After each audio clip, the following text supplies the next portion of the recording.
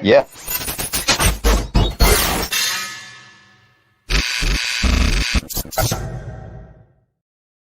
Going through the videos. I just finished a couple of them. Wow, going live in the middle? Like, no, I guess Bloomy must be busy. So, Todd, you want to mute yourself? I'll start the show while you finish up work. What's up? I think we're done. Mike, you're all good, right, buddy? We're live already. Jesus. All right, Mike. I will talk to you later, my brother. We are live. Jeez. So what's up, everybody? Midday with Moss, with the man that doesn't do Thursdays, Todd Bavona, off on Tuesdays and Thursdays, was at breakfast with Bloomy. Now he's here with Midday with Moss. It is an honor, a privilege, and a pleasure to introduce the co-host that doesn't do Tuesdays and Thursdays, but is here with us today, Todd Bavona, Gotham Trinity Productions. And is Bloomy here? Maybe not. And our other co-host, running the switch from behind the scenes, Mike Bloomy, the Boomfield, techie geek, head geek. He must be on a conference call. He must be on a call. He must be doing something. I have no idea what the hell's going on with him. It's okay. Hey, did you get the message for tonight, about tonight? I read the text message, yes. I ran over to Target, which I'm going to turn around and say, just tell me what you guys need. I can read. Mike, so since you could read, and we're gonna have fun with this, are you coming on the show? Type your answer. I hope not. So I had to run out to Target, and I'm gonna tell you the truth. It was a pretty, it's a little eerie walking in with the whole mask thing, but they had 3 people at the front door, one person making sure you had a mask on, security kind of watching over that, and one girl that just cleaned my whole cart and handed it right to me. Unfortunately, they didn't have what I needed, but I am going to say that it definitely they are trying. They're definitely trying, and I commend Tarjay. Tarjay, yes. Tarjay, that if you need to run some errands, Target was pretty calm. A little bit, some of them, sometimes it could obviously get a little bit of a wait, but they're taking all the precautions. People can get it, which is important. How many people are in the store, Moss? Target about, give me a, like, hey, there was a lot of people, or no. 50 people, okay, 60 people. I mean, okay. I bet that's a trait you probably have, Moss. Can you normally look out at a crowd and say, "Yeah, we got about 150 people here. Yeah, we got about 200 people here." Can you do that? Is that like a trait as a entertainer, production guy? Could you gauge pretty well? 100%. You can. I can kind of look. You kind of just take an area, and mentally in my head, I'll take a 10 by 10 area, and I'll be like, there's 20 people there, and I'll go 20, 40, 60. I'll just kind of, and I'm off by 10, 15%, give or take. Right. But I imagine that's something that you kind of need to have to do based on,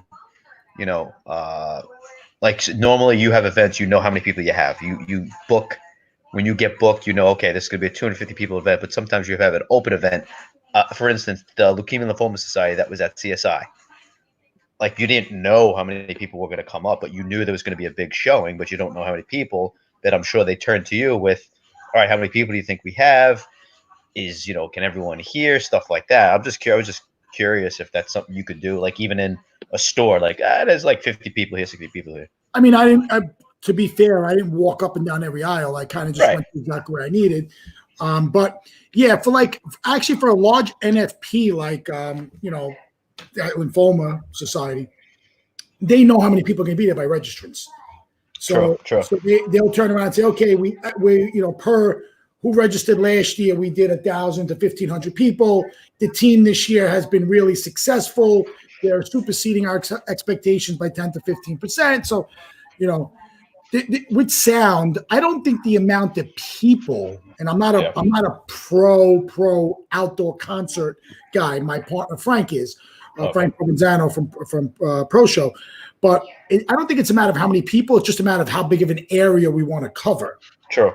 And it's not about volume. It's about throw, right? So like a line array speaker, may not get super, super loud, but she may throw really, really far. So it's about how far you can throw the sound. And then adding audio every 50, 100 feet, there's delay. So we have to delay it from the console. But pretty interesting the way it works. Yeah. Yeah, no, it was a cool setup that you guys have, and it looked like a pretty beefy setup too, because that's a wide space at CSI. I didn't realize how wide open that area was. I mean, that was right outside the main communications building or whatever it was, and that was a big space. At first, I was afraid, like, oh, you guys aren't gonna have enough room, but they had plenty of room. Oh yeah, yeah, plenty of room over there. So let's have some of our fans check in. If you guys could check in, let us know who's here, and then obviously share our page. We have an amazing, amazing guest today with Midday with Moss. He started off as a DJ here at Partners in Sound, a great MC, super, super talented. He is now the director of radiology of Methodist Hospital, which is the Division New York Presbyterian. Good friend of mine, Anthony Mungo. We call him the coach. I think from years ago when we had our softball team, the Partners in Sound softball team, he was coach, and it just kind of stuck. Anthony has been instrumental in my life. I wouldn't have gone for the surgery if it wasn't for Anthony. When my son's finger got amputated on vacation, Anthony was instrumental on getting me the right care from New York when I was in Florida. Second opinions, third opinions. He can get the top physicians in the country on the phone, and he has anytime I've needed him. So a little intro for Anthony before he comes on, but he's running late on a call he's running late on a conference call at the hospital. I told him I was a little bit more important. The governor tunes into our show, and he gets a lot of his information for his press conferences from me. So I told him, I'll give him a little bit of a pass, but not too much. Not too much. Yeah, the governor is counting on the content that comes from Midday with Moss in order to populate his slideshows, which brings me to this point of the slideshow presentations from both the governor's office, the mayor's office, and I don't think the president has been doing slideshows, but shout out to anyone who's been putting those slideshows together, the visual aids, in order to help Cuomo and de Blasio out on all their press conference, and also the sign language interpreters, which I find very useful for those that need it. My question is, Moss, do you know, is there a Spanish language version that you can get by the push of a button on a remote controller somehow? Well, probably. I would assume at this point. At this point, I imagine it's pretty simple. I'm just I'll be quite honest with you. I'm English speaking. I'm listening to English. I have no reason to hit the SAP button. Usually that SAP button is on the remote control or something, and you can do it by a click of a button. But I don't know if they have that anymore. Where are you going, Fury? So I don't know if you guys saw the article that came out. We want to give credit from SI Live. 21.2% of New York City's populace. Initial testing finds coronavirus antibodies in 21.2 of New York City's populace. What does populace mean? Populace. I am no English major. Populace. I never heard the word. The state's initial living in a particular country or area. The state's initial sample of 3,000 New Yorkers found 21.2% of those tested in New York had the coronavirus antibodies. I definitely had the antibodies. Me strong like Buddha. Huh. So roughly, I don't know, 20%. What is that? About 600 people. About 600 of the 3,000. So I guess that's a good start. I mean, listen, there's positive signs every day. We talk about it every day. We're past the apex. We're coming on our way down. The numbers are getting better. There's still a lot of work to be done. We still have to be vigilant. But now I think we're all kind of feeling mid-May is a good spot for us to kind of. I thought May 15 was a little late, Todd. What's that? I thought they should have said May 1st. Yeah. I think by going automatically to May 15th, I think it was, I'm not going to say too far, but I'm going to say I think there's a game plan, right? There needs to be a game plan. Right. And, we can call it audible. I mean, being a football guy, you could respect that term. Correct. We can call it audible, but guys, if the numbers come down, this is what's going to happen. If the numbers come up, this is what we're going to do. If we stay somewhere in the middle, this is how we're going to handle it. So I think going automatically to May 15th was a little excessive, but I think maybe they went to May 15th to aggravate everybody, and then maybe hopefully look like heroes if they can open up a little bit earlier. I guess there's, never over, under promise and always over deliver. Over deliver, right.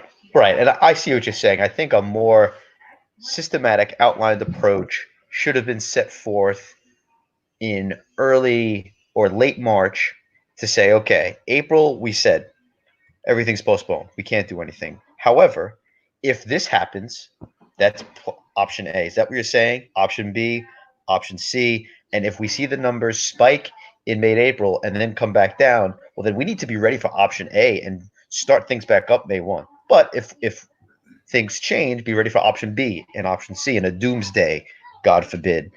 I see. Is that what you're meaning, Moss? Is that there should have been? Well, like for instance, Todd, let's I could only speak about myself. Right. If I've taken certain precautions in my business with my partner's blessings to do certain things with just with billing and so on and so forth, right? So let's say, which I didn't, but let's say I decided to surrender all the license plates in my trucks. Right. Let's say all my vehicles are owned outright, and I felt I wanted to take the risk, which I did not do this for the record, but take the risk, take all my vehicles off the road to save the premium. Now, if they turn around and say, okay, tomorrow you can have a party. How do I, it's just not. Right. So I have to make a lot of difficult decisions. Like, do I suspend insurance? Do I cancel insurance? Do I raise liabilities? Do I lay staff off? Do I have enough reserves to carry me for the week or 2 weeks or month or 2 months where maybe I don't want to put staff out on unemployment or furlough a person because not only the financial end, but the mental. True. Yeah, that's very true. Yeah, there's a lot of layers to it, and we've been speaking about this a lot as the decisions each of us had to make personally, professionally, career, business-wise, and it's been tough. And then I think a lot of people have done the right thing by their employees and by the business, but with this air of uncertainty, I think I do agree with you now, Moss, is that there should have been some better systematic approach and given a timeline of April. Okay, if April shakes out this way, here's how we're going to be ready, and this is what you need. Moss Dodonna, owner of Partners in Sound, this is how you could prepare. You can have system, Todd. It's like you do with your kids. If your kids do good in school, they can play their sports on the weekend. If you do bad in school, you're going to be grounded. Not so much in that sense, but same. It's a great analogy. That's exactly it. It is. If you do your job and this thing don't spread and you socially distance, guess what? We're going to be able to open things up earlier. But now the numbers don't lie. Hey, we had 20,000 people. Now we got 30,000 people. Guess what? Right. May 1st ain't happening. It's going to May 15th. Look at the numbers. The numbers don't lie. Yeah. So I don't want to beat the dead horse. Our guest is in the green room. Sure. So I would like to introduce a very close friend of mine, director of radiology from Methodist Hospital in Brooklyn, in the Park Slope area of Brooklyn. They are a subsidiary division of New York Presbyterian. My good friend, Anthony Mungo. Anthony, I think he's coming on. Right. It could be Bloomy. Bloomy might be a little slow. I wonder if he's having oh, there he is. What's up, Anthony? What's up, guys? What's up, Ann? How are you, bro? I'm doing good, man. Yourself? Good. I don't know if you've been watching us a little bit. I know you're kind of busy. I unfortunately haven't had a chance to. It's I actually got the day off today, which is nice. But it's although I'm home, it's still business as usual because the hospital doesn't stop. No, how are you guys doing? We're doing good. So unemployed, all of us. So what did we decide to do? We decided to start a little talk show. And you know what, Ian? It's funny. I mean, you know me a long time. I mean, we're pretty much family. Through everything that's gone on over the last 20 years here, and we're just making the best of it. We are reaching out to hundreds of people online. Some people live, some people watch it afterwards, and getting people to just say, "Mas, you know what? It's so nice to get a breath of fresh air." Sometimes we talk about pizza. Sometimes we talk about fresh mozzarella. Today we're drinking Manhattan specials. Excellent. But we always like to bring a friend, a family member, someone from the community on. And you were one of the people I thought of a few weeks ago, but when things were really, really crazy. So I'm glad you're able to circle back. Yeah, no, my apologies for not getting on sooner. It was it's been a whirlwind. It's everything you see is true. In the recent news, people saying it's quiet, it's flattening, there are no more patients coming to the ED, which is incorrect. It's unfortunate, but I see on social media people walking around emergency room tents, taking video of the tents inside and say, look, they're not busy. Everyone is gone. What is the news saying? But the unfortunate thing is it's real and it's happening, and the patients are indoors. The fortunate thing is, more patients on our end seem to be going home on a regular basis than coming in, but the patients that are in are sicker than ever. So it's the acuity level of the patients we're seeing are much higher than you would normally see. So although your ED may not be as busy, which is fortunate enough because the people get the point. Don't come here if you're not sick. If you get a bump or a bruise, go to an urgent care or see your primary doc. Don't come to an ED for a couple of reasons. But I think for the most part, everyone has gotten the point of staying home, or at least staying out of the ED. And we're just doing our best to get the patients out. It's real though, guys. It's real. What aspect are you in particularly, Mr. Mungo? What's your area of expertise, just to share with those who might not know who you are, and sure, the active role that you've been taking from whether you're at home or working the front lines, if you could share that with us. So I'm the director of radiology for New York Presbyterian Brooklyn Methodist Hospital. We're roughly about a 600 bed hospital. I have a team of about 150 employees that report directly up to me. So it's the impact on the staff has been significant because they are seeing over 300 portable x-rays a day. My team is responsible for all of the imaging that gets done in the hospital. So any patient that comes in needs a chest x-ray, my team accompanies them. So you say 300 a day. What's that in contrast to what you're used to normally? 1.5, 2 times. Wow. Yeah. So you guys are constant. I couldn't have asked for a better team. And the crazy thing is, you think of times like this, as much as everyone seems to be distancing, the people on the front line are really coming together. It seems like we've built and forged a bigger and better bond between the staff members now than you have seen in the past. Everyone is pulling through. Everyone is coming together and giving each other breaks, and it's an exhausting task that they have, and they're doing a great job. And I couldn't ask for a better team. That's awesome. And if there's any on all of our shows, if I could call you Anthony. Yeah, please. Anthony, one of the things on our shows, we always look at the positive side of things. We're trying to keep it light. Like he said, we're talking about pizza. We're talking about our favorite beers. We're trying to keep it light. One of the positives we've been talking about is the new relationships we've established because of how we've been connecting to the community through these live shows. It sounds like you're kind of saying the same thing. One of the positives out of this is the cohesive unit you have now more than ever before. So my question is, moving forward, what do you think this is going to say about the healthcare system, and are people going to view the healthcare system in a different way? What changes do you expect of the healthcare system, and how do you think your entire team is going to be moving forward past this? I think my team comes out stronger than ever from this. Like I said, we've built a tremendous bond, and it's also like all bets are off, right? So whatever you need to do right now to get the job done, we do. Like Department of Health and the regulatory agencies have allowed individuals to work without licensure in that state.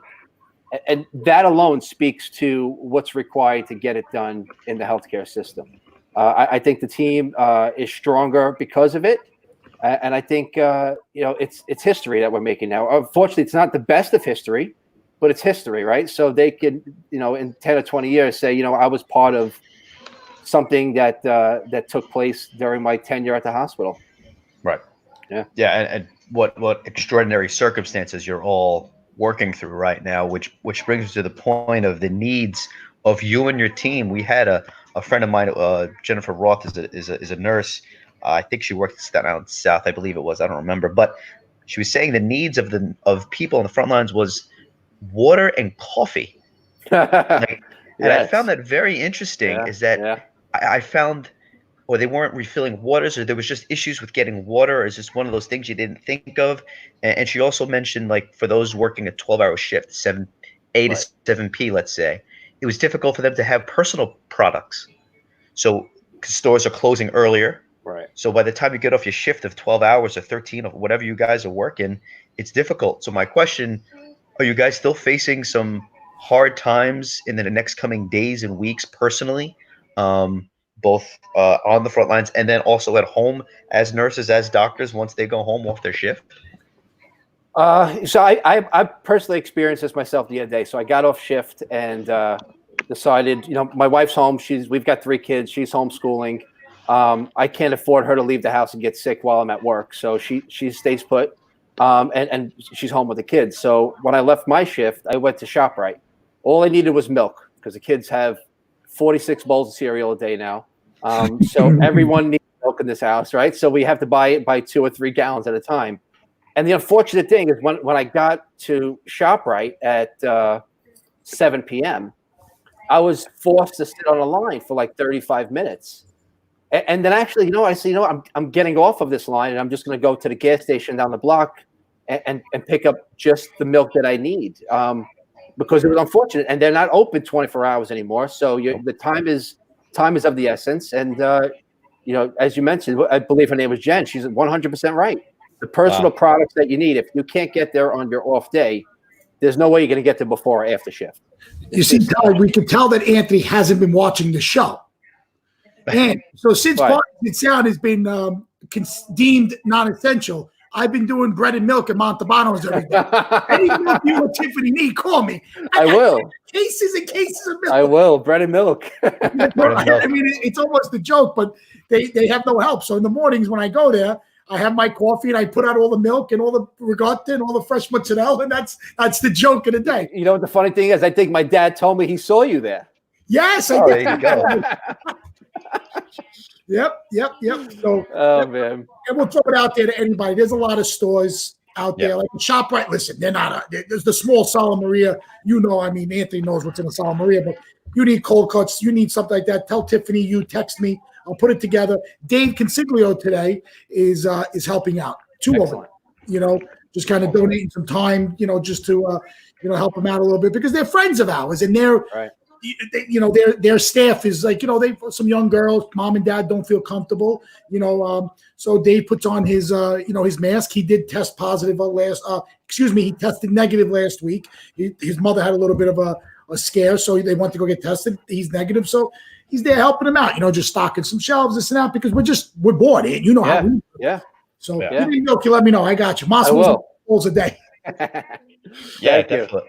Yeah, and you could definitely tell that things like that. And I know, listen, Mas, he's been itching to do stuff. I mean, he was able to work with the Colbini Fund and secure PPE for various firefighters across Staten Island, which is great. And we were all trying to figure out a way, well, what's next? And when Jen came on and talked about her stories of needing coffee and water, we were stunned.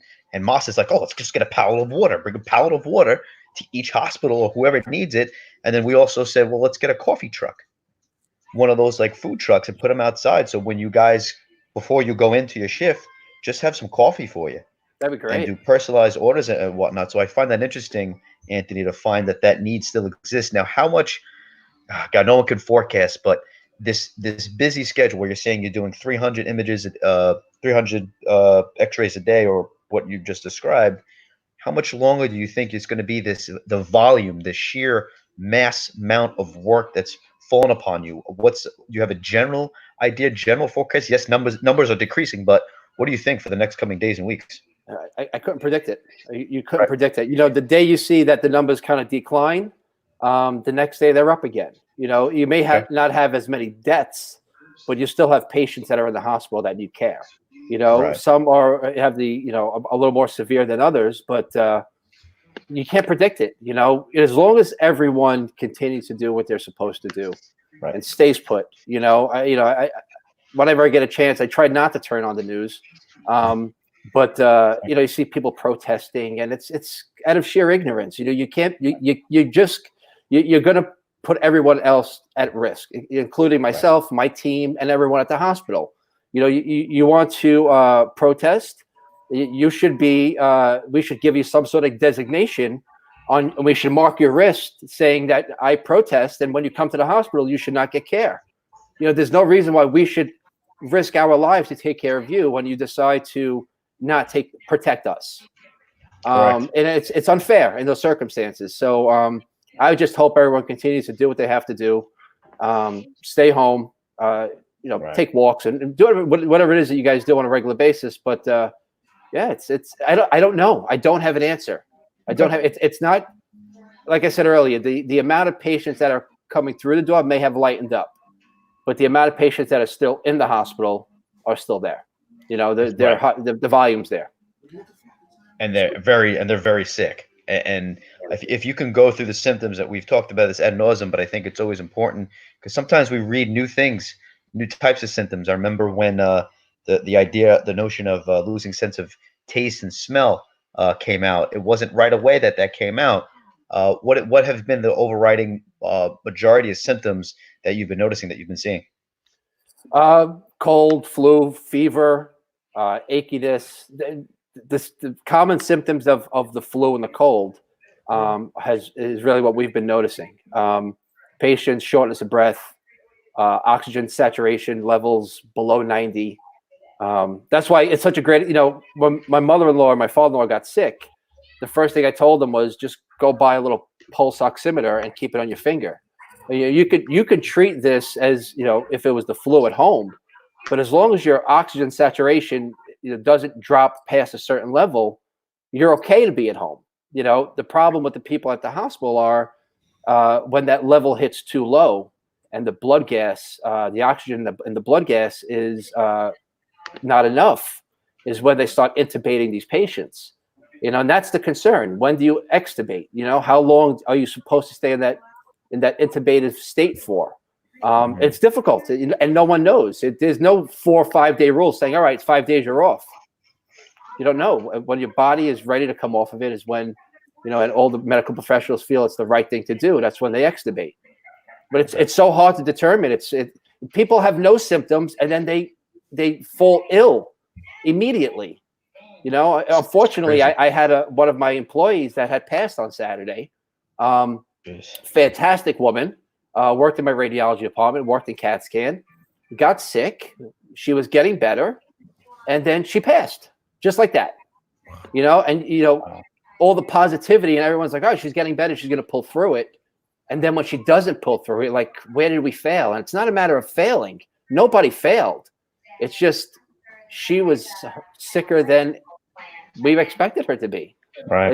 It stinks. It stinks. That's so demoralizing. My condolences to you for your colleague. That's awful.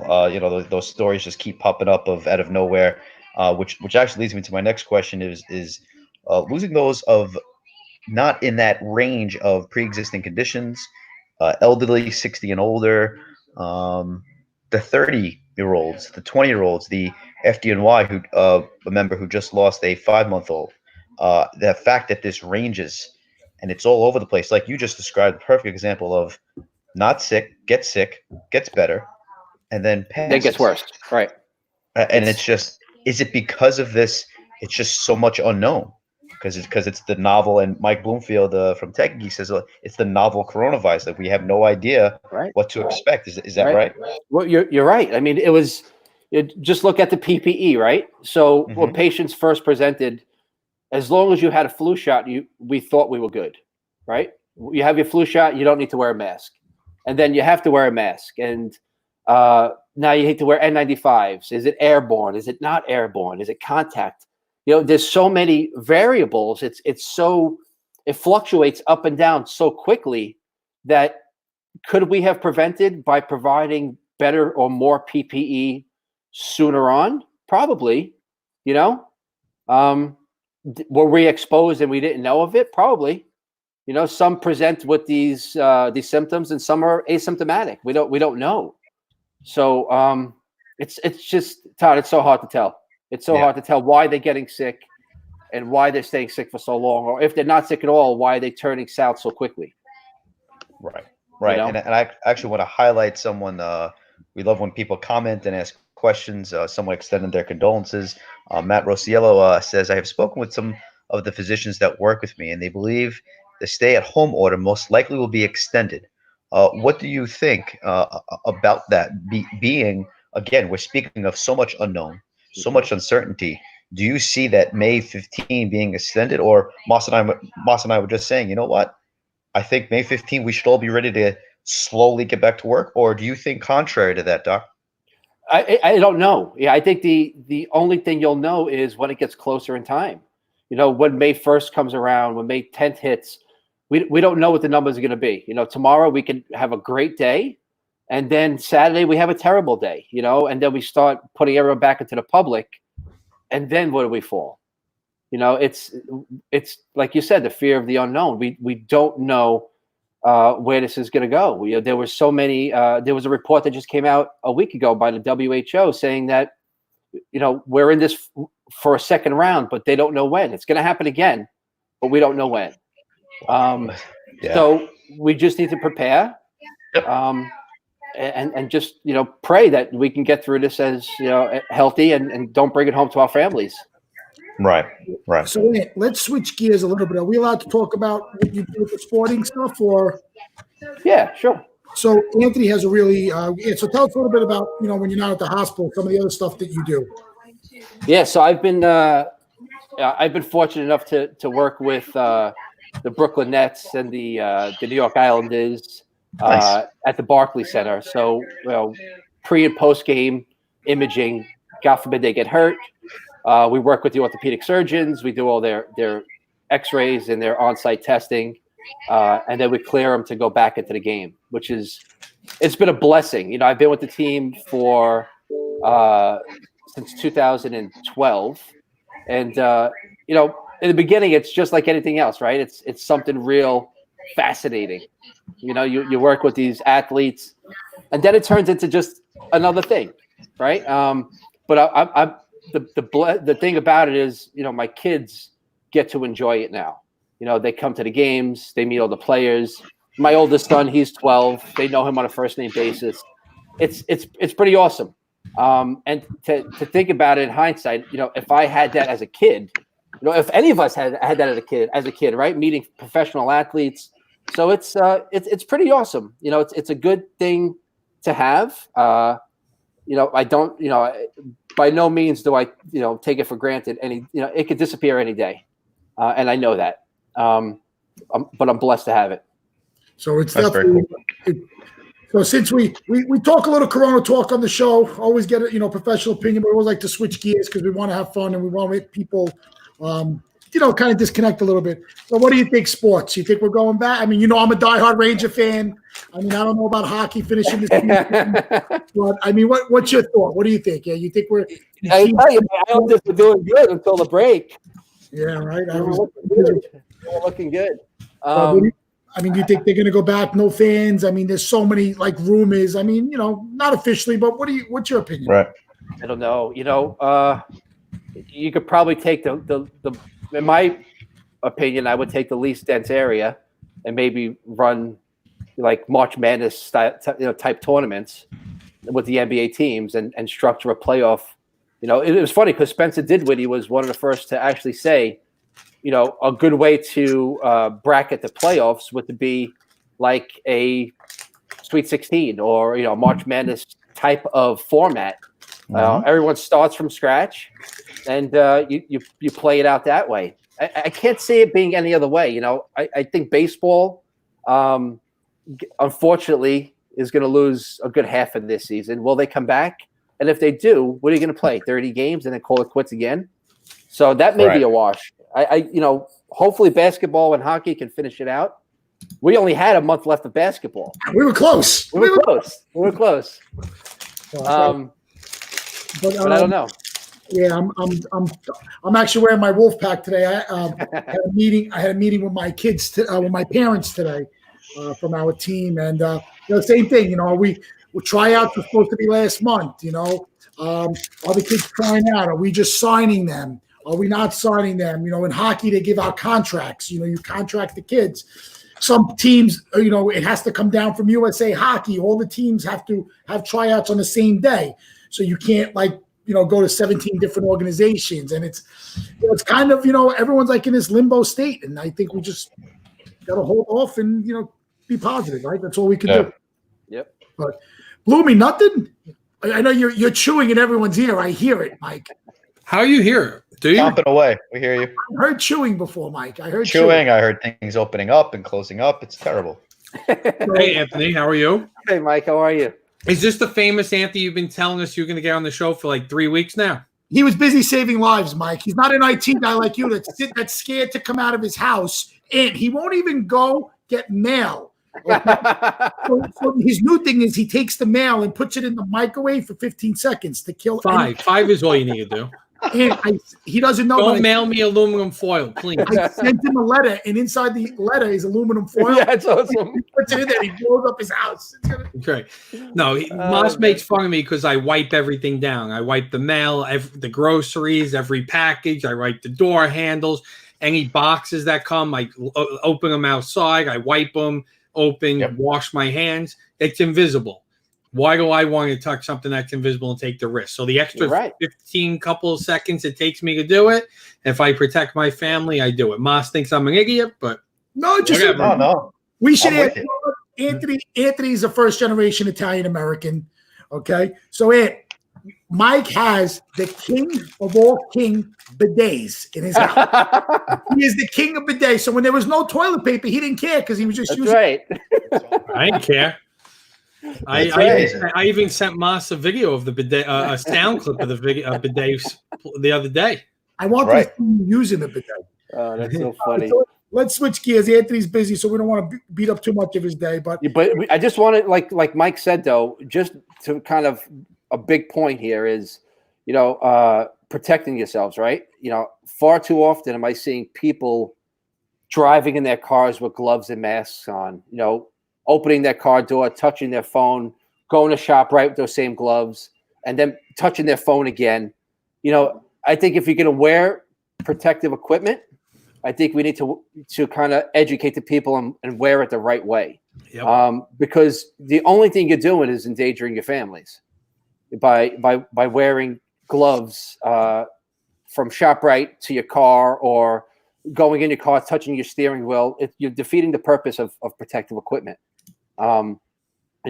It's crazy. I saw a picture of someone actually eating pizza with gloves on. It defeats the purpose of this protective equipment. That it's insane. And I have a picture. This is how I leave the house, Anthony.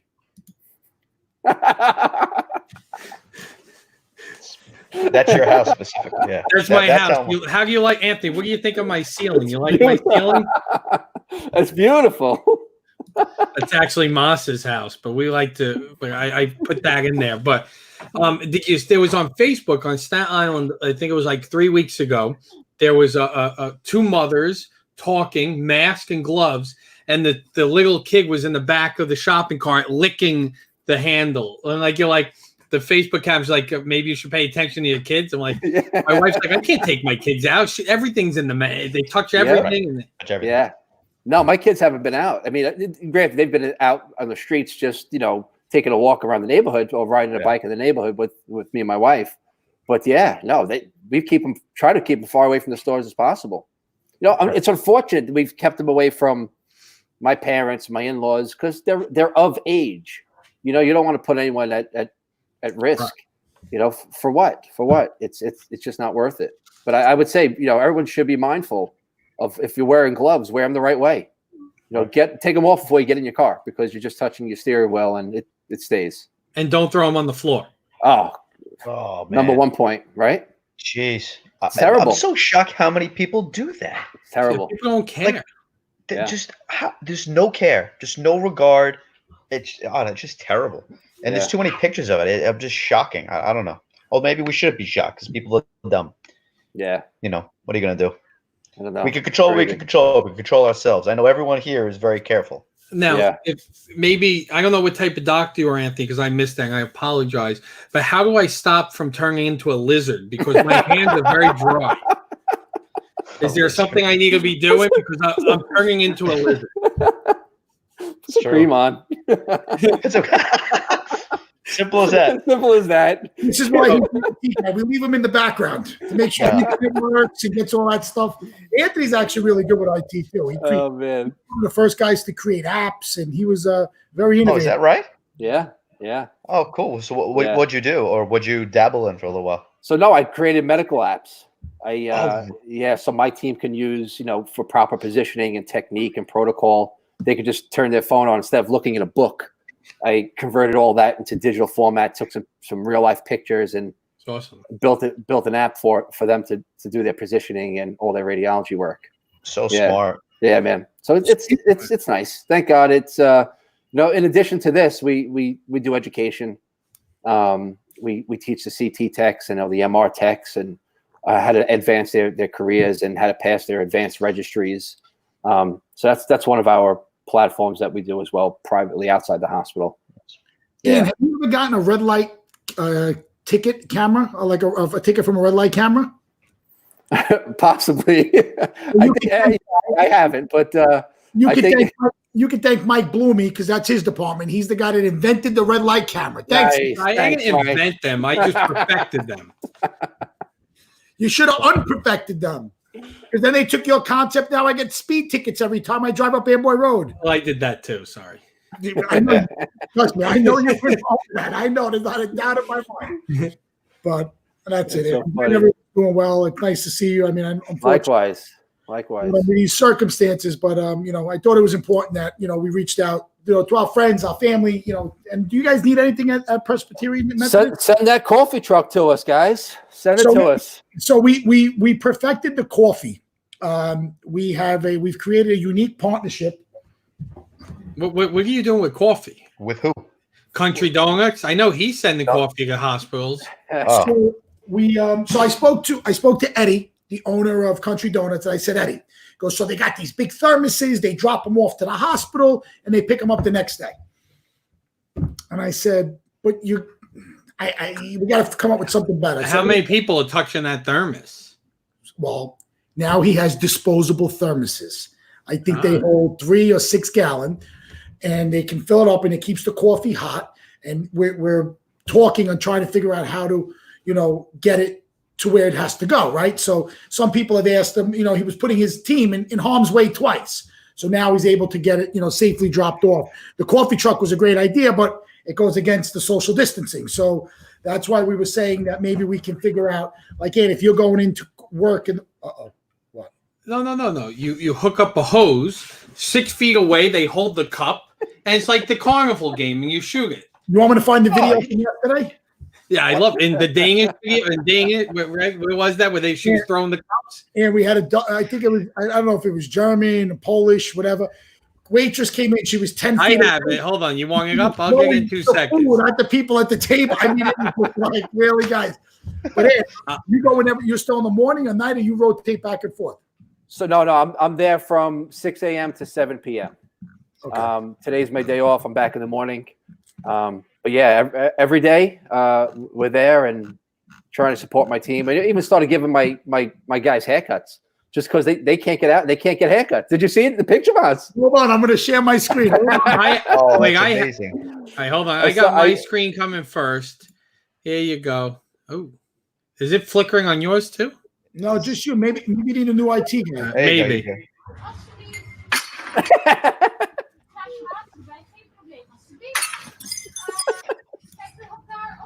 By the way, the mess that she makes here. That's funny so video, but I think it would have been better if they actually had someone there. Yeah, agreed. So, Oh man, so there it is. So Anthony, Those are my guys. this is Anthony's team. That's awesome. Oh, hold on, sorry. Now, are you giving the haircuts? I'm giving the haircuts myself. Take down the header. Hey, wait. Is Anthony the one giving you haircuts? I'm not. I will not disclose who's giving me a haircut. Oh, Wait. Anthony. Cousin Willie's comment. Hold on. Take down because there's a nice picture of Anthony actually shaving someone's head. All right, On the hold on. bottom. There you go. I know. Anthony, do you have any feedback on Massimo from getting haircuts during this? No. I do not know who Massimo's barber is. But would you suggest he doesn't get a haircut, maybe? Massa's an easy head to cut. Oh, come on. You guys are he's clearly your friend. You've got him convinced. But no, that's it. There's a conspiracy. here's what we do. And every morning at 10 a.m., 10 a.m., 3 p.m., and 10 p.m. If you're up at 10 o'clock at night, drop them after dark. You never know what's going to happen. Okay, it's real interesting. But if we invited you to be a guest on Midday with Moss, because Todd is the after dark guy. You get in the green room about 9:45, and you get left for dead. You got to get 11:30 clear. I was in the green room yesterday from 10 p.m. till this morning. He never even brought me on the show. All right. That's funny. We'd love to have you on the show. And I don't great. know if I'll get you on right away. You're getting a lot of love here. John Haddad is saying, "What's up?" Cousin Willie from Italy, Dave Consiglio, they're all giving you love here. Oh, awesome. I don't know. All right. I see it now. I couldn't see it earlier. Okay. Yeah. Now, Live also comments. someone offered to get you groceries too. Oh, thank you. Arthur G. Del Prete. Send me a Nick list. Del Pretti's father. Oh, that's awesome. Thank you, Arthur. Remember Nicky Del Prete? Yeah, sure. That's He's PD, right? so Nicky is federal. I believe he works for the Parks Department, but he's like SWAT almost for the Parks Department. I like a federal officer. Exactly what he does, I don't remember, but something along those lines. Yeah, but he's definitely some type of law enforcement first responder. So, Nice. Yeah, no, it's good, man. The crazy thing is like this. Real, like I said earlier, this has been bringing people together. This as much as it's been separating us, it's been bringing us closer. Like it was pretty surreal at Easter time when there was just me, my wife, and the 3 kids at the table, and it was although weird, beautiful, because when was the last time you actually set the dining room table for just the 5 of you? It was probably never, right? You eat at the kitchen table, you eat at the island. Everyone's always on the run. But it was nice. It was surreal, and I think this is. I hate to say, bringing. It's just bringing. I think it's bringing people closer together. It's showing the love, and it's really appreciated by everyone. Yeah. Desiree cooking. Think about that. Look at that. She put the soap. Look at that. Let me stop talking before Desiree hears me. Don't worry about it. Don't worry about it. That's so funny. That's great, man. Yeah, so it's all good. Everyone's hanging in there. I got to tell you, the Partners in Sound team, we've you never really leave the company, right? Everyone you kind of just become part of the extended family. But the guys that really come together, big time, helping each other out, really working together as a unit. Who's this? They're doing really good together. Hold on. Is that Arthur? Is it not coming through with sound? Sounds off. Oh, come on. The IT guy. Fighting. Hi, kids. It's Mom and Dad. Just want you to know that we're doing really good with with the isolation and the coronavirus, and we're not fighting. We're getting along. I'm cooking. Daddy's eating. Look at that. Get the fuck on. All right, kids, don't worry about us, okay? We'll get through it. Bye. Kids, it's Mom and Dad. That's so funny. I have a trailer outside. Yes, I have a Haddad truck parked in front. I go up, makeup, this show is keeping me sane. It's keeping me sane. Thank God for it, right? Is it because tomorrow's a big show? Tomorrow's a big show. Do you know why, Moss? Why? It's my birthday. You guys better have some celebrations planned. Nice. Happy birthday. We're all coming. Don't come to my house. Oh. Don't stay away. Wow. I got 2 cakes coming. You could come. I'll give you a cake at the bottom of my steps. I'll toss it to you. So there's one. Anthony, you got to run or you want to hang Well, on? no. I have a couple minutes. All right. I had a special delivery, so cut me out 1 second. I'll be right back. Special delivery. I have a funny feeling I know what that is. Oh, Anthony, no. are you familiar with Flagship Brewery? Yes, I am. Have you been there before? I have. I was there once. So we had Jay Sykes from Flagship Brewery on Gotham After Dark last night, and he said that we were Moss offered to test out numerous beers from Flagship, and so I have a funny feeling that special delivery That's what it is. that, and There I it is. think we're going to do a live taste testing of the beers from Flagship Brewery. Even better. Is that Summer Ale? Oh, that's fantastic. So I think Moss last night, Anthony made a request for Blue Moon type of Nice. product, and he's also got their nice little Blood Orange package, which Excellent. my personal favorite. I know Mike likes the Blood Orange. Blood Orange. Very, very I good. got to tell you guys how the delivery came. Go ahead. How? Peter Batros was the delivery boy. Really? Yeah, so he said he was helping out down at Flagship, and he's same thing like me. Like, why have I been in Montalbano's every day helping? It's not that I don't love my wife and kids. I just can't do 20 hours a day with them. Yeah. So I'll volunteer anywhere. No, Dave, you're out. No Blood Orange for you. Dave is yelling at me a text message. Is he? He goes, really? You said I was positive for Corona on the air. I said, no, I reneged. I said, no, Dave, you were not positive. You were tested. Correct. He wasn't Correct. positive, though, right? No, he was negative. No. He was negative. Are you going to pop one of those open right now? Is that what's about to happen? Whole Flagship, we were going to try them. Desiree said we should have done this show from home. I think I could finish 12 of them and get home safely. All right. He does have a driver. I do have a driver. Yeah, that's true. Dave, go He does have pick a him limo up. Driver. So Mike, you are correct about the whole drinking it this way. It should be relabeled this way, so when you drink it. I've said that. This way, You're when right. you drink it, the other person's seeing what you drink. So we have Summer Ale and we have Blood Orange. So Flagship Brewery, and so they're delivering. That's excellent. They will deliver. So what they did was to change, to adapt to the times. They were allowed, I guess, Liquor Authority allowed them to do delivery because as a brewery, they were only allowed to, I guess, pour and serve there. So we're going to open up. This was probably brewed this morning too. That's fantastic. That was one thing that I thought was fascinating, was talking to Jay and saying like everyone's getting all these beers fresh. Like they might have just been brewed this morning, what he's drinking. Well, right now. I don't really like that. Once you told me that, I was really upset because that means that can needs to wait 3 days before I touch it. I thought the cans were safe in the packaging. Wipe the package, rip it out, let the can fall. I don't got to worry. Now, what I'm talking about, Anthony, I'm right? Mike, I got a guy at Method.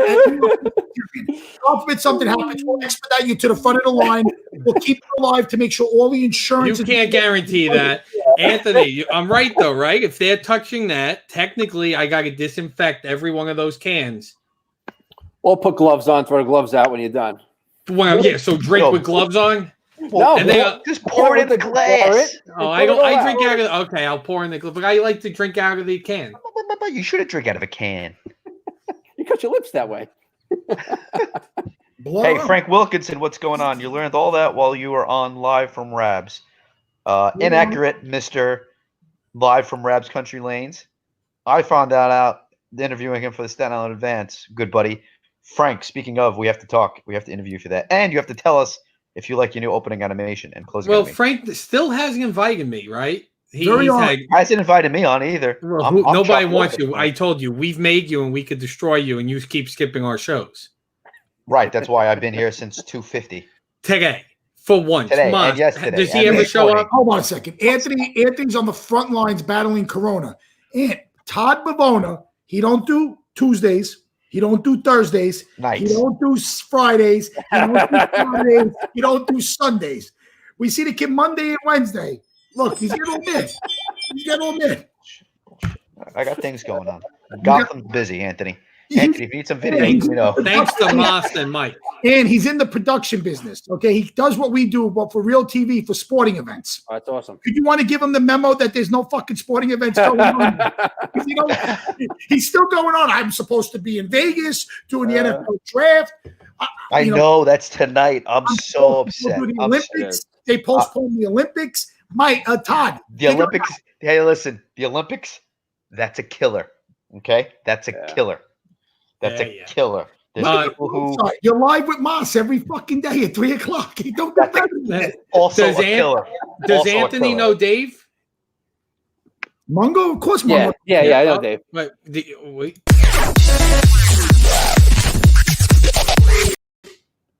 He is Rico. He is Rico Suave. Hey, we got Todd's. And what's your opinion of that shirt? Which one? Dave's or Todd's? Todd's. I mean, really, yeah. Would you? If he came into your hospital looking for treatment, you would automatically. Right? Is that a real picture? Wait, no, hold on. I got this back for you. Don't keep talking. I'll give it to you. It's from a video. Okay, so 235th has a promoter. His name is Andy Troy. He tasked Gotham with doing a promotional video for the 80s party about a year or so ago, and he asked me to be in it and asked my buddy to be in it. Spontaneous? I believe spontaneity is best when carefully planned. Anyway, I'm going to a Billy Idol concert tonight. You want to come? No, thanks. I'm watching the Red Sox game tonight. They got this first baseman, Bill Buckner. He's going to take them to the World Series, and they're going to win it this year. Write that down. Stanley and a ground ball trickling. It is a fair ball. It's by Buckner.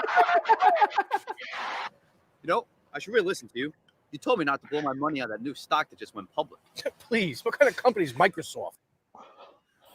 Do yourself a favor. I'm losing interest. Now, Todd, can you make a muscle? Do you have the same guns or no? Are they gone? I didn't have guns then, and I don't have guns now. I have. You had a little nice cut there. Let's see. Oh Jesus! Can we not try to dissect my guns, please? Can you make a muscle now? All right, let's see. We want to see if you have the same cut. I have nothing. You know what? Maybe we could send Todd to the coach's facility and we get some X-rays and see if there really is any muscle. Maybe like some CAT scans, MRIs. You know what? My ankle needs to be checked out. Actually, your neck, ankles. Oh, your ankle. And I want to. What's an ankle? I don't have those. I have cankles. You have you have cankles. But we have to give Anthony credit. Anthony's the reason why. So I was bariatric surgery so many times. And then the last time Anthony sets it all up for me and he goes, "How you doing?" I said, "I never went to any of the appointments." He goes, "You fucking get here now. You come to Brooklyn now." I'm like, "I'll be right there." And but how's Dr. Russo? She's still with you? Oh, she's fantastic. Dr. Russo is amazing. So she's pediatric. She's a pediatric orthopedic surgeon. So when I mentioned earlier before, but when you were finishing up, so when Massimo had his accident in Florida, you and Dr. Russo were instrumental on just like keeping us calm and from afar. And it's always nice when you have a friend you can trust. So I just want to say thank you. Thank you. That's what we're here for, man. It's bigger than work, right? It's your title doesn't really make who you are, and I tell my staff that all the time. Just because I'm the director doesn't make me any better than you guys. On paper, I'm the when you come to a hierarchy, it puts you atop, but that we still have all the same credentials. We still all do the same thing at the end of the day, and I think you just got to have that human factor. If you're a human being, then you do what's right. If you're if you're not, then and we know a lot of people out there that have great titles and high positions, and unfortunately they're not people persons. Well, people. We have to talk about the way I bust Anthony's chops. So in Italy, the word direttore is a big word. So the word director is like, it's bigger than CEO. So direttore Mungo. Every time I always bust. And Liz, how's Liz? Liz is great. Yeah, she's doing good. She's I guess your assistant. She's my assistant. Yeah, she's great. She's fantastic. She always asks about you. Always. Guys, speak to direttore Mungo. Mas, how are you? lot of laughs. Oh man, Good. it's all good, man. We're gonna All wrap good. up. Try to keep the show to an hour, but before we go, so blood orange Delicious. summer ale. So the blood orange, it's strong. It's definitely, I just want to. It's definitely an IPA. You smell the orange. It's very, very strong. Mike, you're an IT guy, not a tough guy. You'd be surprised. This is a fast suit. We've lost Anyway, summer ale is very fruity. Yeah. They're both Orange. They're What's up, both Jerry? Jerry Amorosi. Very, very good. But if Who's I your have, Jerry boss, remembers Moss? me. I have to. You see, and I have to go. So Dave is volunteering, helping at Montalbano's today, and I guess they must have sold a lot of milk. I have to bring them more milk. Oh, more milk. Milk and eggs. When I go there, I will take pictures of it, the before and the after. No, so on a serious note, are they delivering milk and stuff? Because Yeah. I can't stop at the store anymore when I come home from work. It's And crazy. Yeah.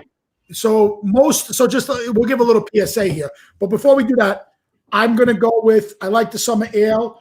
I do like the blood orange. I love the taste of orange, but I'm gonna be a summer ale guy. So Okay. thank you to Flagship. So hold on.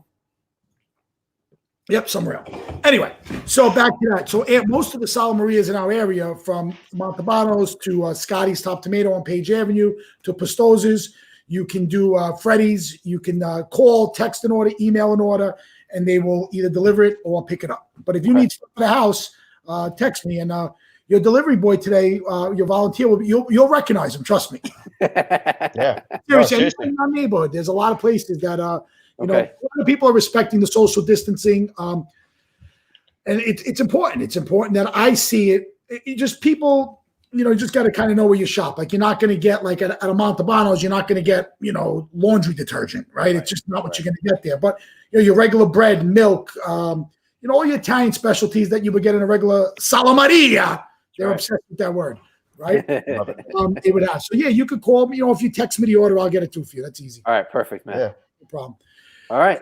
On that note, guys, we'd like to thank Anthony for a good friend of mine, obviously director of radiology of New York Presbyterian Methodist Hospital from Brooklyn. And thank you for all you're doing. We'll figure out how to get you guys coffee. Since maybe we'll get it set up for you. Maybe you pick it up on you and you bring it in with you, or whatever you need to do, or we could send someone over the bridge.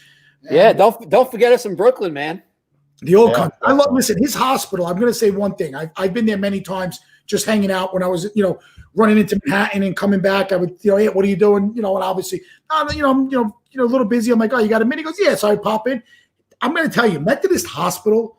I walked in there. It looked like a Park Avenue hotel. I mean, I haven't been there probably since Massimo's Fingers, so it's probably about a year or two, thank God.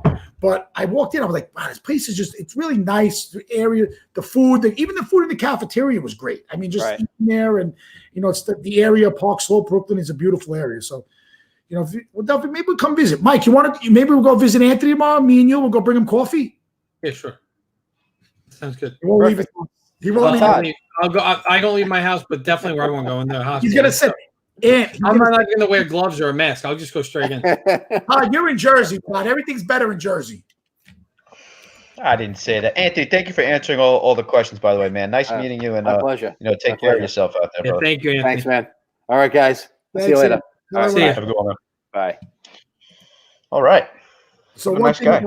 I'm going to tell you, you don't realize how valuable some of the people are in your life until you are sitting in a hospital, 1,500, when you're from New York, I don't care what anyone says. We have the best of the best of the best. The best doctors, the best restaurants, the best people. Yeah, we're a little dicky, we're a little arrogant, but we are the best of the best. Sitting in Florida, when I saw Massimo's finger hanging off his hand, okay, not knowing what to do, Anthony from my office staff immediately they went to work. They started finding me, some of the best surgeons. Anthony Mungo was immediately called. Hey, listen, Massa in Florida, there was an accident. What happened? And I literally activated a jet okay, through JetApp. And I was flying Massimo home on a private jet. Me and him were getting on a private jet. And I said, no one's touching my son, okay? I'm flying right into Anthony. I'm going right to Presbyterian. I'm going right to Anthony Mungo. And Anthony's going to find me the best doctor in New York to save my son's finger. And Anthony, literally, by the time I made it from wherever I was in Magic Kingdom, I don't remember the hotel, Cosmopolitan, to Arnold Palmer Hospital, Anthony already assured me that the surgeon was one of the top surgeons in the country. Mary in my office was big, but Anthony reassured it. And he had his doctor from Presbyterian on the phone. And by the time Massimo got a surgery, Anthony already got the results, pictures of his finger, what was going to go on. And you're sitting in that situation and, you don't know what's wrong with your kid. And, you're looking for some advice. And, he really, I will forever, ever be grateful. Number one, he got me through my surgery. Little did I know when I went for my surgery, everyone that went for bariatric surgery that morning, their chart was about this big. My chart was this big. My surgeon the morning was reading everything and actually did the procedure differently based upon a pulmonology report given to him by a pulmonologist from Lenox Hill, who Anthony knows, that saw me. That's like a 1 year wait. The guy saw me within a couple of days out of respect for Anthony. And because I was overweight and of my sleep apnea, he goes, I highly advise you, and don't quote me on this, he goes, the patient has a 4% chance of dying from anesthesia, of not waking up. Every time you go under anesthesia, there's a chance you may not wake up. He goes, due to his weight and due to his sleep apnea, I recommend you giving him the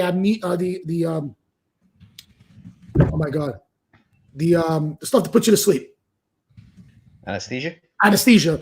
And they gave it to me a different way, that they actually rolled, and they wanted me to keep my neck back like this to keep the airway open, to lower my percentage by 2%.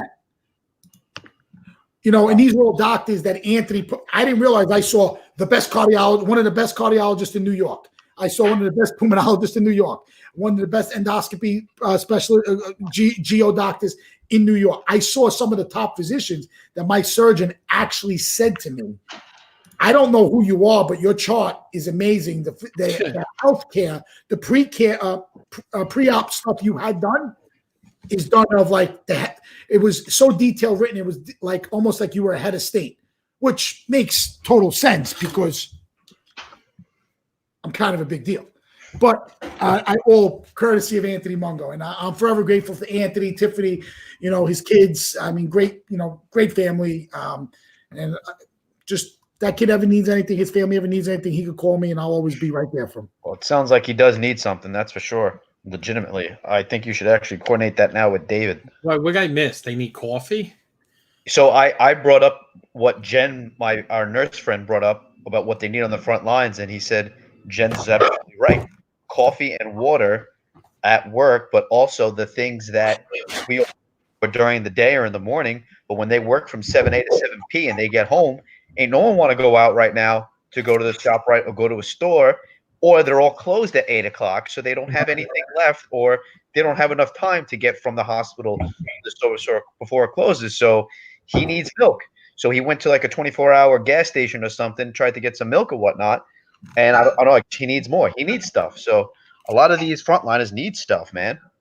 They need Summer Ale and they need Flagship Brewery Blood Orange. They gotta. We could definitely get that delivered to his house. But I'm going to throw it out here. Any first responder, anyone that needs something that we can assist locally here at our store here on Rossville, or my friend's store here on Rossville. It's not ours. Is there a way we can build something where first responders can log on to something and then give us a list of shit that they need, and we just go out and get it, or we find people to go get it, or isn't someone doing sponsor a first responder? Isn't someone doing that? Many people have done that.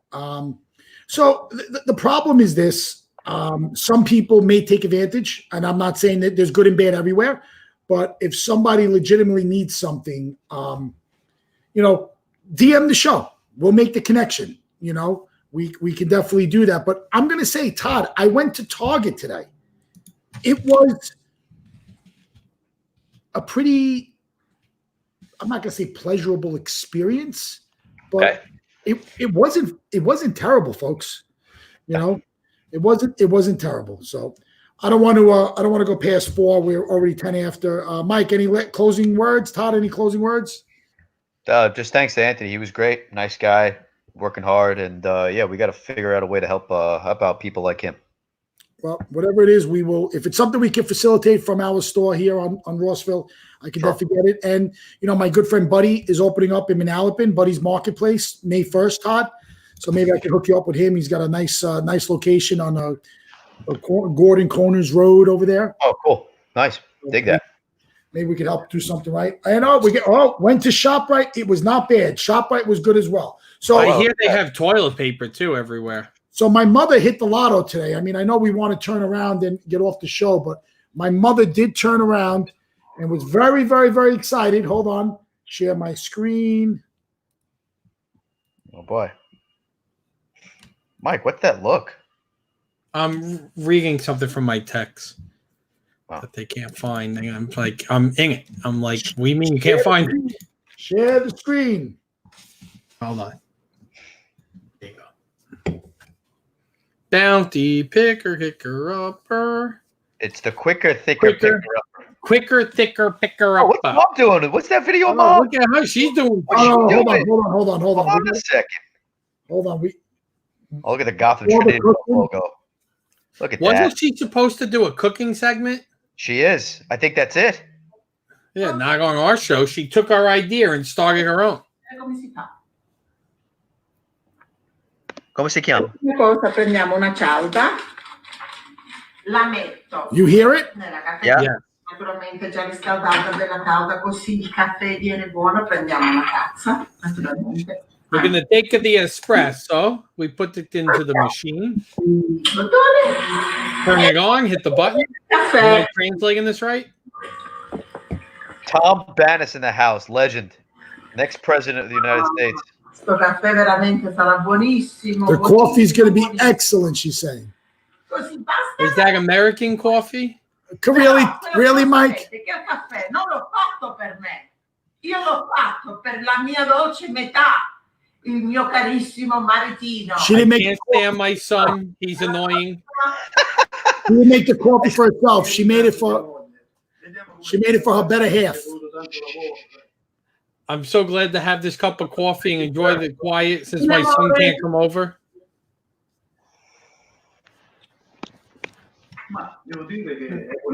It's excellent, my father said. You know what?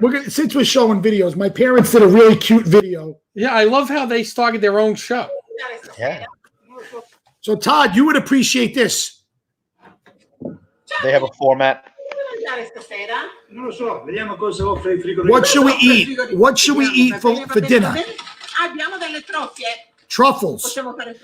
We can make truffles pesto. Made from Montalbano's, that truffles? Orecchiette con le cime di rape. No idea. And gnocchi. Ma questo è forse un pochettino più complicato. It's a little complicated. Io invece farei due belle pappardelle al burro con del parmigiano sopra. Why don't you try that, Mike? No, with butter. I can't do that. Ma amore, ascolta, abbiamo anche le tagliatelle. Would you laugh if the lens started to freeze up? La stessa cosa. Allora, cosa facciamo stasera?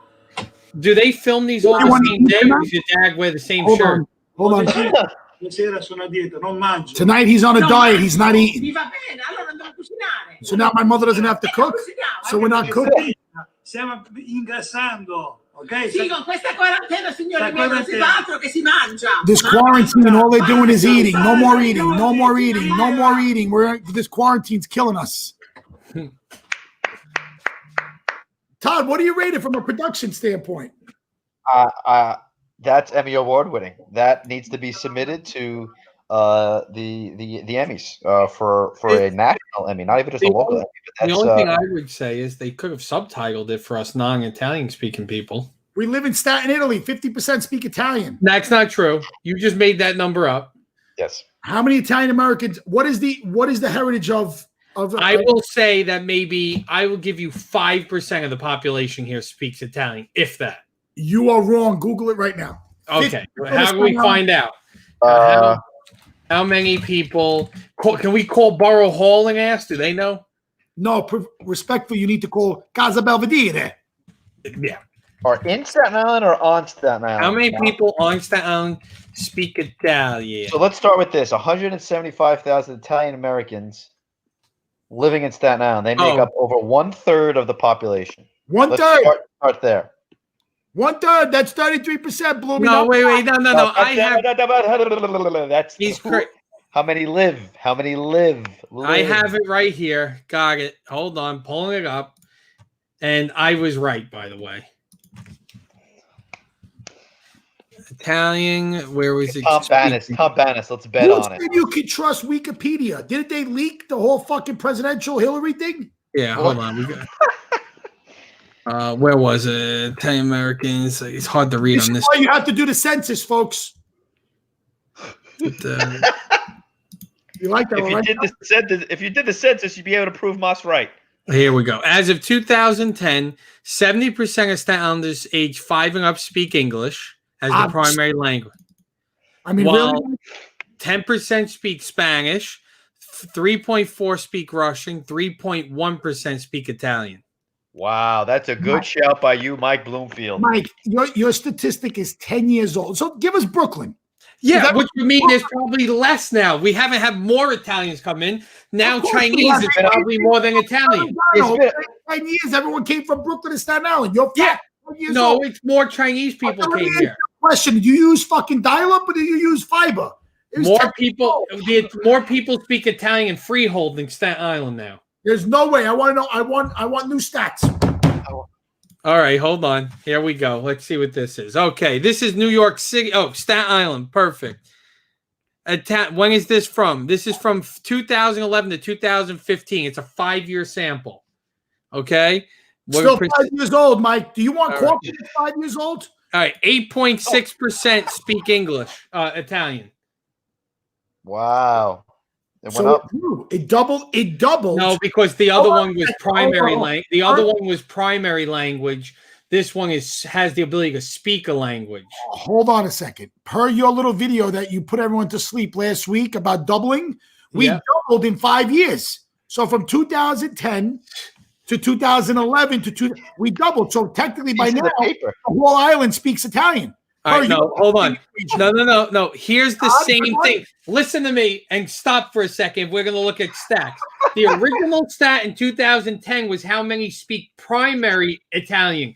So here it is. How many people speak primary Italian in Staten Island? All right, so it did go up 7.8. So it went up a little bit. Okay. However, the total population that speaks Italian is 8.6. That's far less than the 50% you said. I bet you everyone speaks Italian. You know why? Because they all know how to say "vaffanculo." And Willie says Wikipedia is not very reliable. This is the NewYorkCity.gov website. Oh yeah, because we can trust them. Well, who can we trust? We went to keep schools closed to. You want to trust them? Oh wait. And look, Chinese is just under. Let's see if we can find the 2020 stat. Now I'm curious. Make sure you bring this to the conversation at 8 o'clock tonight. Why?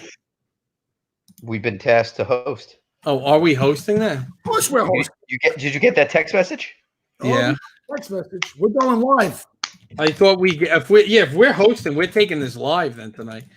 So hold on, let's see. 2020. A pre-show, a pre-Gotham After Dark. Let's see. Language use, Census Bureau. Why am I so tired? This sucks. Chinese New Year. Amazon won't stop throwing free gifts at you until you let us know what was your last shopping experience. Spam. Detailed languages spoken to home and ability to speak English.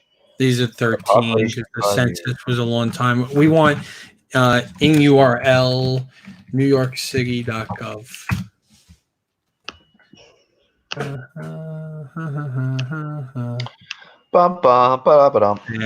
that might have been the last time they did that report. Yeah, so you want to talk about old stats. But still, wait. 2015 still. It's probably coming up anytime, but due to COVID, it'll be delayed. But it's every 5 years. But still, that's okay. So we're going to turn around and say one thing. Let's be totally honest. Todd will play heads up with RJ on live stream. What is the nationality predominantly on Staten Island? It's got that. Maybe that number is 50%. I heard 50%. That I would agree with you. What? You're a Eugene. I agree with you on that. The difference was speaking Italian versus I have Italian in me. No. My mom doesn't speak Italian. You don't have any Italian words in that brain of yours. Yeah, I can't say it because every time I say it, Italian people tell me it's the worst phrase you could say. What? It's like cursing the dead. It's really bad. Every time I say it, like people that are Italian are like, don't ever say that again. And I grew up, and that was my mom would say it every time she was mad. No, Nemaje. I'm not gonna say because your mom. No, Willie's like he's like what? They tell me it's really bad. How bad could it be? I don't even know it. Nemaje Kite Morta. Le madre. Is that Italian or Chinese? No, it's Italian. Le madre che morta. Nemaje Kite Morta. Your mother's that are dead? Willie, is that bad? Okay, next time we do a video, it will be in English. No, just sub it. You can speak Italian. Just give me some subtitles. Send the video to Gotham. I'll do the subtitles. It's not like they know how to edit. It's not like they got any projects going on. I mean, So this is 2010 census, but Italian back then was 35%. In 2010. So probably going by your doubling number, it's probably 70. Not everything doubles. Not everything in the world just doubles. Everything doubles. Corona doubles, Italian double. Your mom said that curse is not that bad, but the guy I used to work with who was from Italy, he used to get really mad when I would say, he was like, don't ever say that again around me. What part of Italy is he from? I don't know. I'll find out. You're going to Google that too? What part of Italy is my old boss from? What part of Italy is Umberto from? Umberto. Hey. Was his name Umberto Tozzi? Hey, Alexa. Umberto Catino. All right, I got a meeting at 4:30. You don't have a meeting. Where are you going? Yeah, I do. Who's it with? Todd, how did it feel to come on to the show like 30 minutes late? Maybe he's there, maybe he's not. It's kind of what you do to us every time. Oh, it's fine. It happens. People got things to do, a lot going on. I understand. I was co-hosting a podcast for the IT industry from 1 to 3 that'll be broadcasting tomorrow. Ooh, that's cool. With their standings. Yeah, we ran a little late. You like how I propped up the child with some blankets behind me instead of the chair now? He's cute. I like him. He is cute. All right, cute folks. Are we done? What are we doing? Do I got to volunteer and do the bread and milk? Bread and milk? Yep. Sounds like your buddy needs bread and milk and other stuff. So get Dave on it if he's working. Send the link to the podcast. I will. I'll send. We'll have it tomorrow. I'll send it out. Mañana. Okay, right, everybody. So here. We are here. Buonanotte. Of Staten Islanders speak Italian. 75% of them speak Chinese. Michael Bloomfield. You just put a name at the end. It's a Michael Bloomfield. He does the IT. We got to make a meme of this. We got to come up with some good text for the top and bottom and make this viral. I mean, they definitely lowered the standards for this TV show.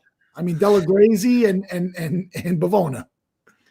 I got to come up with a meme for this one too. Wait, hold on. I know this one could just be. I know a guy. I got a guy who owns a strip club. That the hashtag I got a guy. That's what this is.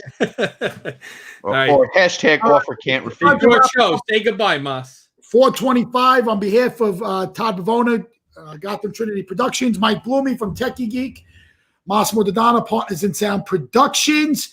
Thank you for Midday with Mas. Tomorrow we have a great guest with us. We have Dom Ciccarelli from Think Design Architectural. Let me just confirm that on my phone. Yes, sir. With Midday with Mas tonight. Don't forget, there's going to be 29 guests waiting in the green room for Gotham After Dark. And Mike, who do we have tomorrow for Breakfast with Bloomy? I don't know. I have no idea. That's what happens when you have so much money. You have people even a booking guest on your free show. On behalf of Moss the Donald Partners at Sound Midday with Moss, we'll see you guys tonight live. Gotham Trinity Productions, 10 p.m. Gotham After Dark. Ta-ta, Alan. And don't forget, we might have a before show.